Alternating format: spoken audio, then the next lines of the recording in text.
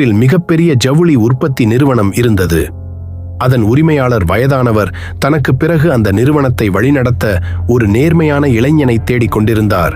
அதற்காக அவர் ஒரு வித்தியாசமான போட்டியை அறிவித்தார். தன்னிடம் வேலை பார்க்கும் திறமையான 5 இளைஞர்களை அழைத்தார். தலா ஒரு பட்டு துணியை கொடுத்து, இந்த துணியில் எவ்வித கரையும் படாமல் 1 வாரம் உங்கள் வீட்டிலேயே வைத்திருந்து மீண்டும் என்னிடம் ஒப்படைக்க வேண்டும். யார் துணி மிக தூய்மையாக இருக்கிறதோ அவர்களுக்கே மேலாளர் பதவி என்றார். 5 பேரில் கதிர் என்பவனும் ஒருவன். அவன் அந்த துணியை மிக ஜாக்கிரதையாக ஒரு பெட்டியில் வைத்து பூட்டினான்.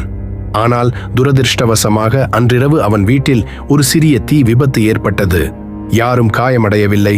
ஆனால் கதிர் பெட்டியை தூக்கி கொண்டு வெளியே ஓடும்போது புகை மற்றும் சாம்பல் பட்டு அந்த வெள்ளை பட்டு துணியில் ஆங்காங்கே கருப்பு புள்ளிகள் விழுந்துவிட்டன.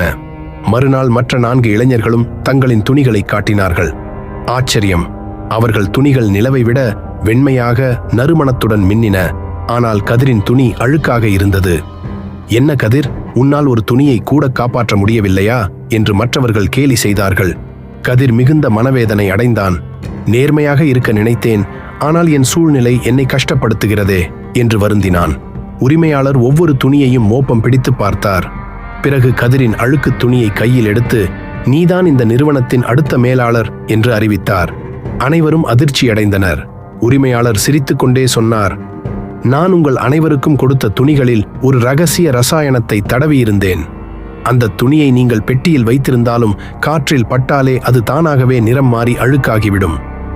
ஆனால் இங்கே இருக்கும் மற்ற 4வரின் துணிகளும் வெள்ளையாக இருக்கின்றன என்றால் அவர்கள் நான் கொடுத்த துணியை தொலைத்துவிட்டு அல்லது அது அழுக்கானதும் பயந்து போய் கடையிலிருந்து புதிய துணியை வாங்கி வந்து என்னை ஏமாற்ற பார்த்திருக்கிறார்கள். தொடர்ந்து அவர் சொன்னார், கதிர் மட்டுமே உண்மையை சொன்னான்.